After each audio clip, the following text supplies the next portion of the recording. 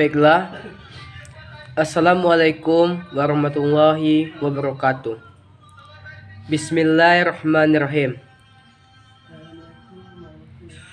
Perkenalkan, nama saya Ikhlas Ilahi, NIM 2522078, kelas petik 2C. Kali ini saya akan membahas tugas UAS tentang mata kuliah Sistem Basis Data. Materinya yaitu tentang SQL yang disebut dengan Structured Query Language, sebuah bahasa yang dipergunakan untuk mengakses data dalam basis data relasional. Bahasa ini secara de facto merupakan bahasa standar yang digunakan dalam manajemen basis data relasional. Saat ini, hampir semua server basis data yang ada mendukung bahasa ini untuk melakukan manajemen datanya. Sejarah SQL. Sejarah SQL ini dimulai dari artikel seorang peneliti dari IBM yang bernama F. Code yang membahas tentang ide pembuatan basis data relasional. Pada bulan Juni tahun 1970, artikel ini juga membahas kemungkinan pembuatan bahasa standar untuk mengakses sebuah data dalam basis data tersebut. Bahasa tersebut kemudian diberi nama SQL, yaitu Structured English Query Language. Setelah terbitnya artikel tersebut, IBM mengadakan proyek pembuatan basis data relasional berbasis bahasa SQL. Akan tetapi, karena permasalahan hukum mengenai penamaan SQL, IBM pun mengubah menjadi SQL. Implementasi basis data relasional dikenal dengan sistem R. Di akhir tahun 1970-an, muncullah sebuah perusahaan bernama Oracle yang membuat server basis data populer yang bernama sama dengan nama perusahaan tersebut. Dengan naiknya kepopuleran Oracle, maka SQL juga ikut populer sehingga saat ini menjadi standar de facto dalam manajemen sebuah sistem basis data. Standarisasi SQL dimulai pada tahun 1986, ditandai dengan dikeluarkannya standar SQL oleh ANSI. Standar ini sering disebut dengan SQL 86. Standar tersebut kemudian diperbaiki pada tahun 1989. Kemudian diperbaiki lagi pada tahun 1992. Versi terakhir dikenal dengan SQL 92. Pada tahun 1999 dikeluarkan standar baru yaitu SQL 99 atau disebut juga SQL 99. Akan tetapi, kebanyakan implementasi mereferensi pada SQL 92 dan banyak menggunakan SQL pada tahun 92 ini.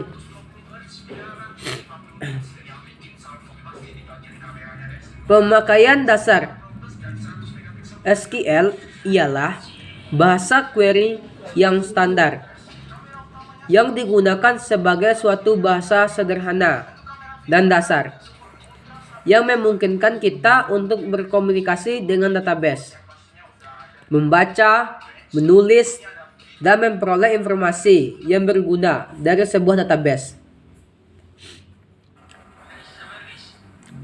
Meskipun sifatnya ini yaitu non-procedural, yang mana lebih mudah bekerja dengan SQL daripada dengan kebanyakan bahasa pemrograman seperti PHP, PRL, Java, dan lain-lain. Namun, kadangkala menyulitkan untuk beberapa kasus yang rumit bagi mereka yang baru mengenal SQL ini. Perintah atau statement SQL yang paling sederhana yang memungkinkan seorang user dapat menampilkan atau memperoleh data dari suatu tabel adalah perintah atau statement select. Sesuai dengan namanya, dengan perintah select, seorang user dapat memilih data yang spesifik dari tabel untuk menampilkannya. Secara umum, SQL ini terdiri dari dua bahasa, yaitu Data Definition Language yang disebut dengan DDL dan Data Manipulation Language yang disebut dengan DML. Implementasi DDL dan DML ini berbeda untuk setiap sistem manajemen basis data atau SMBD. Namun, secara umum, implementasi tiap bahasa ini memiliki bentuk standar yang ditetapkan oleh ANSI.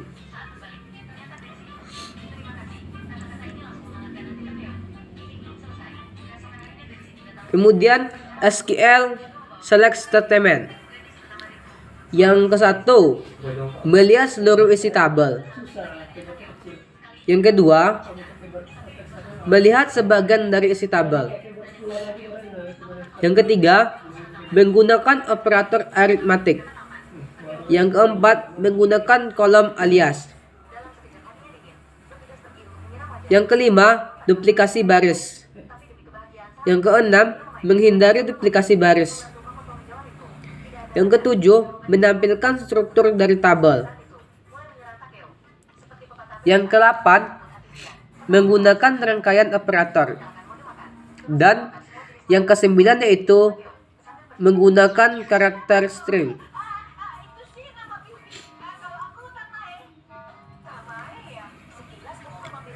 Selanjutnya yaitu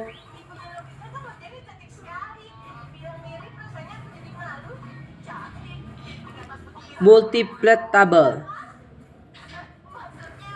Salah satu fitur SQL yang paling berguna adalah kemampuan untuk menggabungkan sebuah tabel on the fly dengan query-query yang mendapatkan sebuah kembali data ini.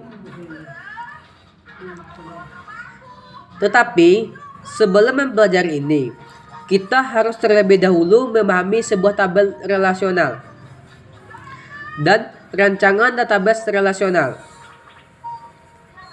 Jika kita tidak mempelajarinya, akan menyebabkan terjadinya Cartesian product, yang mana Cartesian product ini ialah sebuah hasil yang dikembalikan oleh sebuah tabel relasional tanpa sebuah kondisi join. Jumlah baris yang didapatkan kembali akan menjadi jumlah baris dalam tabel pertama dikaitkan dengan jumlah baris pada tabel kedua.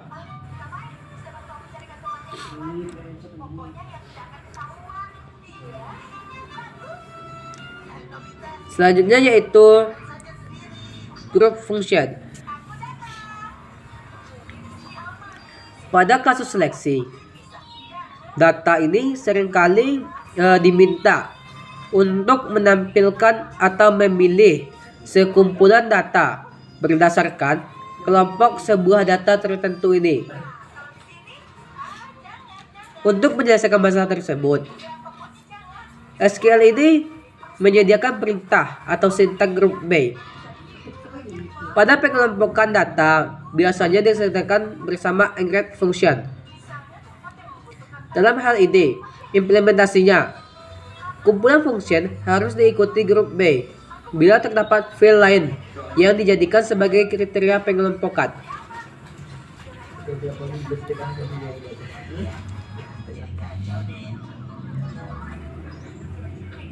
Selanjutnya yaitu subqueries. Subquery adalah query dalam query. Artinya, seleksi data berdasarkan hasil seleksi data yang telah ada. Sintaks SQL yaitu sama dengan sintaks SQL pada umumnya. Tetapi kondisi setelah where diikuti dengan query baru atau subquery.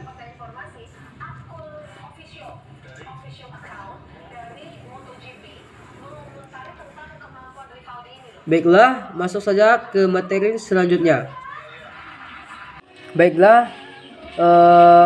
Masuk ke materi selanjutnya tentang perancangan basis data.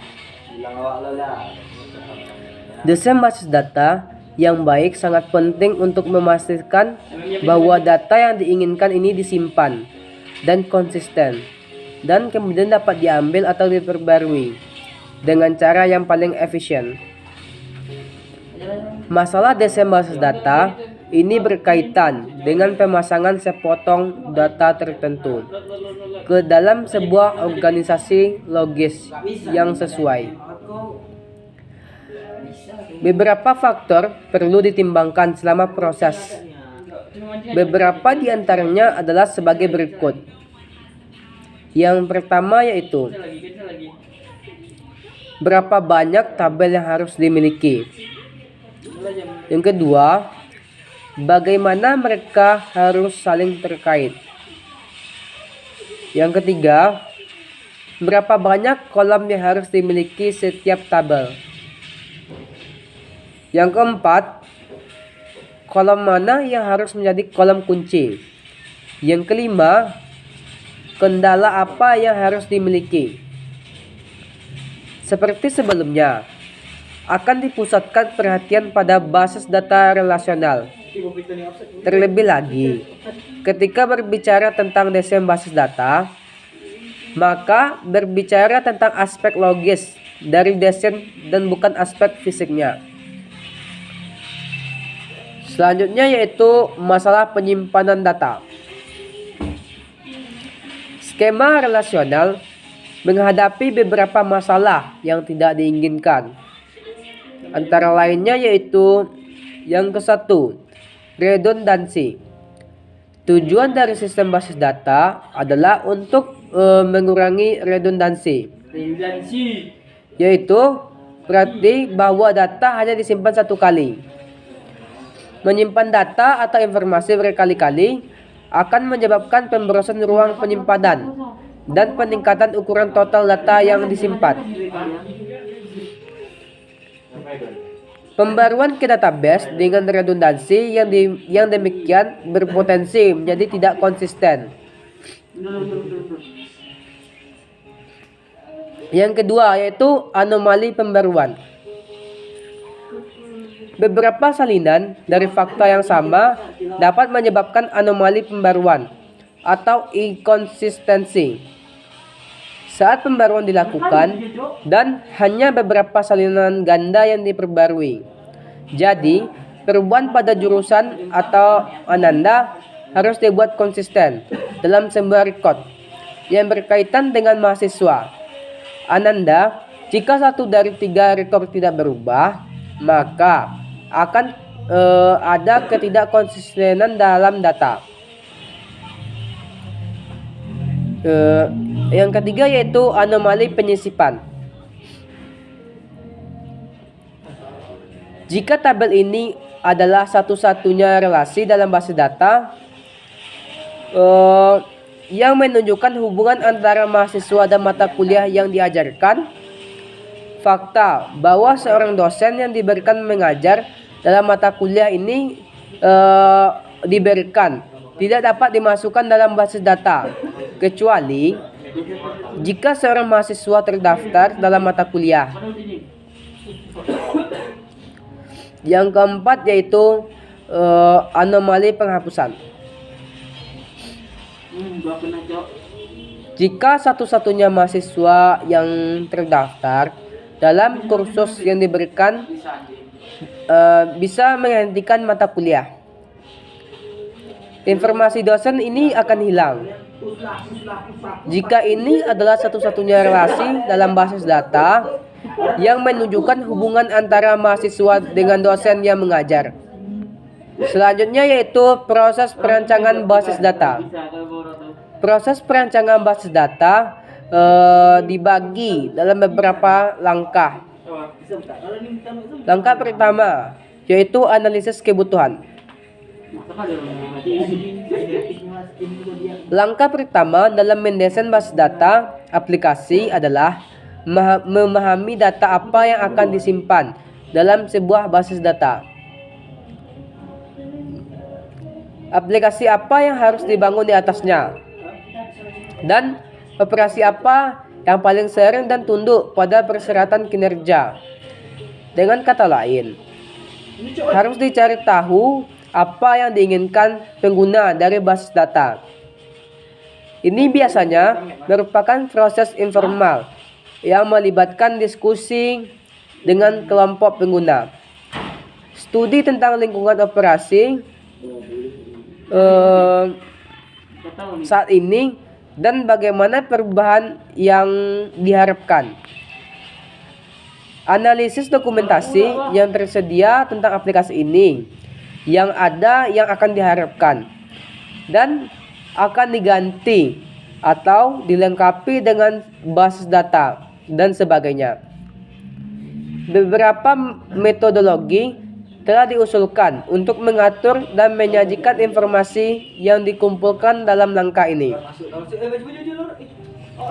Dan beberapa alat otomatis telah dikembangkan untuk mendukung proses ini. Yang kedua yaitu perancangan basis data konseptual. Informasi yang dikumpulkan dalam langkah analisis persyaratan digunakan untuk mengembangkan deskripsi tingkat tinggi dari data yang akan disimpan dalam basis data. Bersama dengan kendala yang diketahui menghambat data ini, langkah ini sering dilakukan dengan menggunakan model R. Model R adalah salah satu dari beberapa model data tingkat tinggi atau semantik. Tujuannya ialah untuk membuat deskripsi sederhana dari data yang sangat cocok dengan cara pengguna dan pengembangan memikirkan data dan orang-orang dan proses yang akan diwakili dalam data. Ini memfasilitasi diskusi di antara semua orang yang terlibat dalam proses desain. Bahkan mereka yang tidak memiliki latar belakang teknis pada saat yang sama. Desain awal harus cukup tepat untuk memungkinkan terjemahan langsung ke dalam model data yang didukung oleh sebuah database komersial sistem. Langkah ketiga yaitu desain basis data logis. Harus dipilih DBMS-nya untuk mengimplementasikan sebuah desain basis data dan mengubah desain basis data menjadi konseptual, menjadi skema basis data dalam model data DBMS yang akan dipilih. Hanya akan yaitu dipertimbangkan sebuah DBMS relasionalnya ini.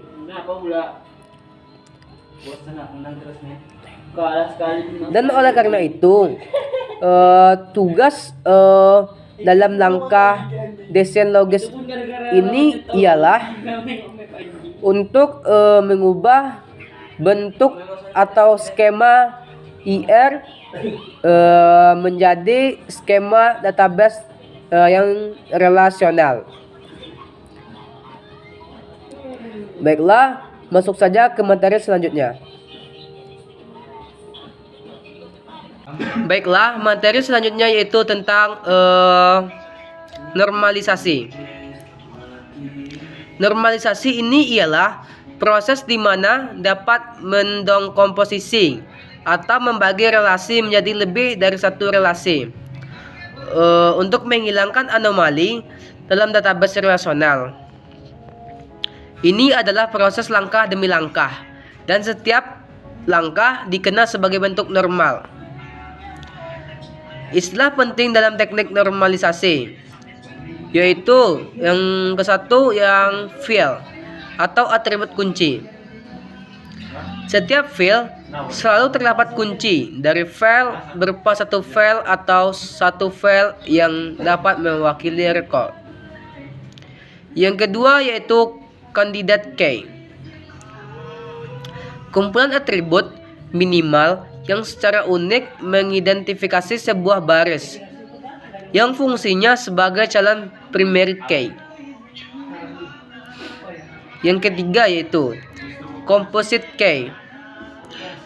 Kunci kandidat yang berisi lebih dari satu atribut. Yang keempat yaitu primary key.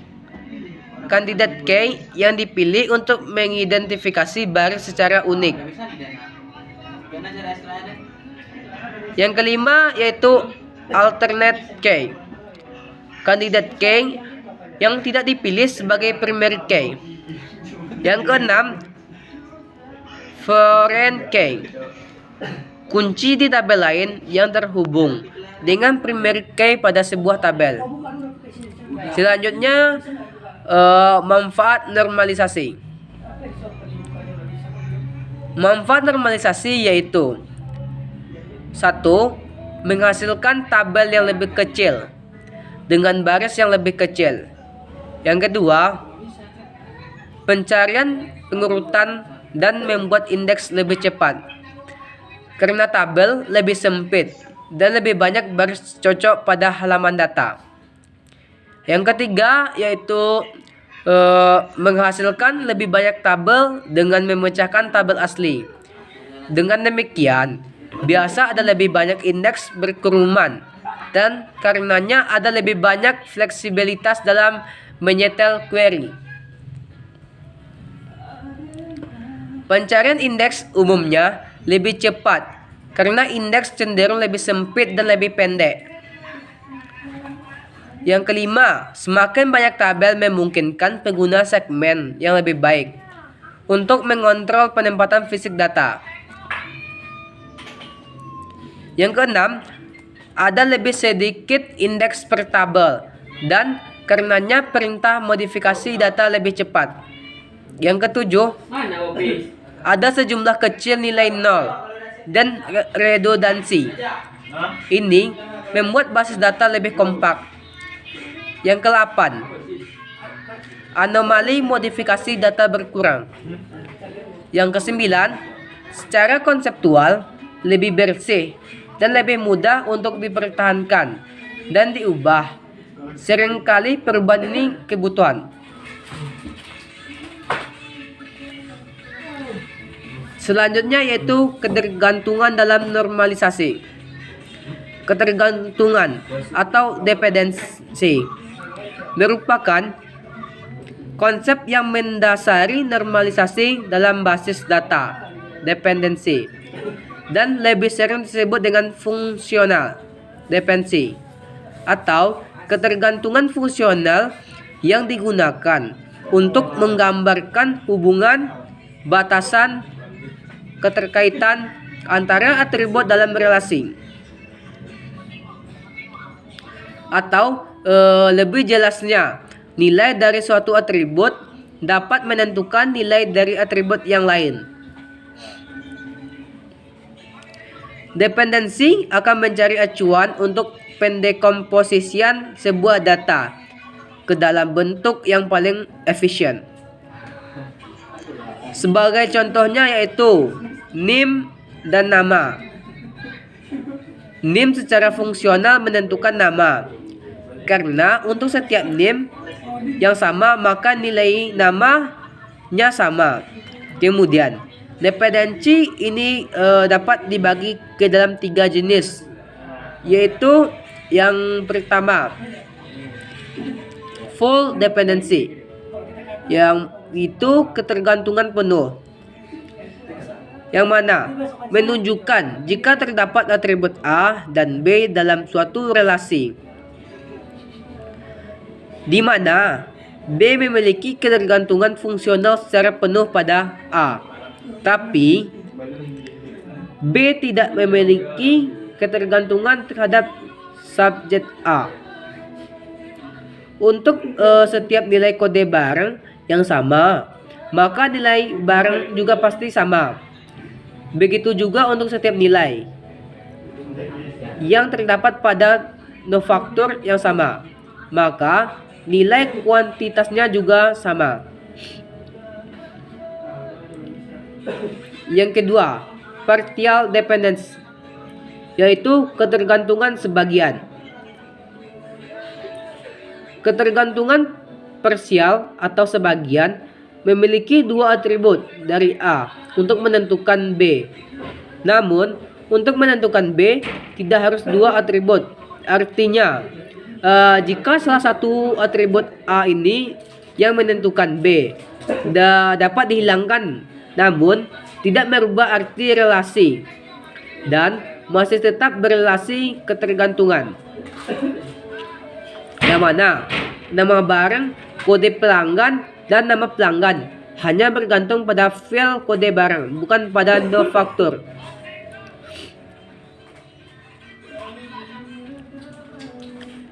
Yang ketiga yaitu transitive dependence, yaitu ketergantungan transitif.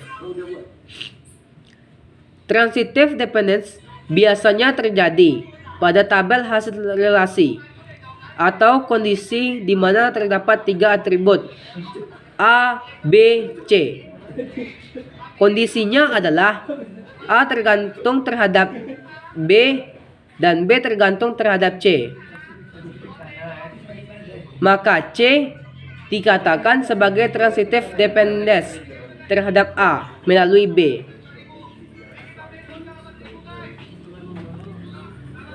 Kemudian yaitu tahapan normalisasi. Yang pertama, menghilangkan kelompok data yang berulang.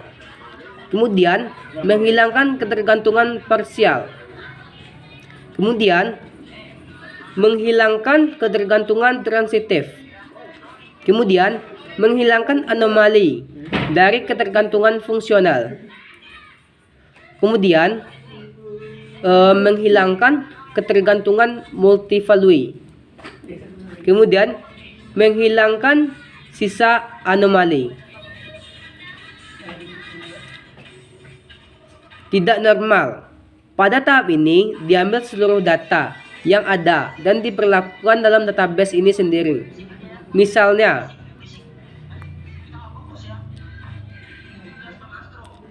tabel mentah diperlukan analisa dikarenakan tabel yang ada pada kolom basis data, pengprograman, PIC, dan IMK. Setiap nama kolom sudah disebutkan memiliki kode tersendiri yang bisa merepresentasikan nama dari mata kuliah. Dengan begitu, bisa dikumpulkan kode mata kuliah menjadi satu kolom baru yang bisa diberi nama kode atau matkul. Kemudian, nama dari mata kuliah juga bisa dibuat menjadi suatu kolom baru yang diberi nama matkul, sehingga bentuk tabel itu. Yang kedua yaitu norma 1 INV. Pada tahap ini, bagi seluruh data yang diperlukan menjadi beberapa bagian berdasarkan jenis data tersebut. Yang ketiga, normal 2. Pada tahap ini, bagi berdasarkan jenis dan memberikan primary key pada masing-masing tabel. Sebuah tabel bisa dikategorikan sebagai tabel 2NV jika tabel sudah dalam keadaan IN1NV dan setiap kolom di dalam tabel itu fungsional dependence Kemudian semua K yaitu full dependence, bukan hanya kepada salah satu K. Berarti harus ditentukan terlebih dahulu K yang ada dalam sebuah tabel itu.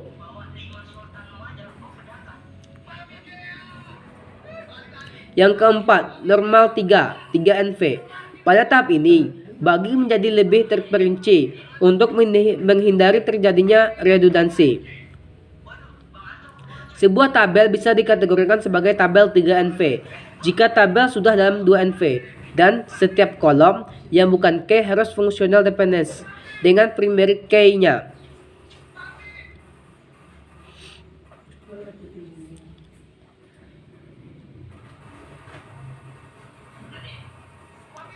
Baiklah, hanya sekian yang dapat saya sampaikan. Kalau ada kata-kata yang salah, mohon dimaafkan. Saya ucapkan wabillahi taufiq wal hidayah. Assalamualaikum warahmatullahi wabarakatuh.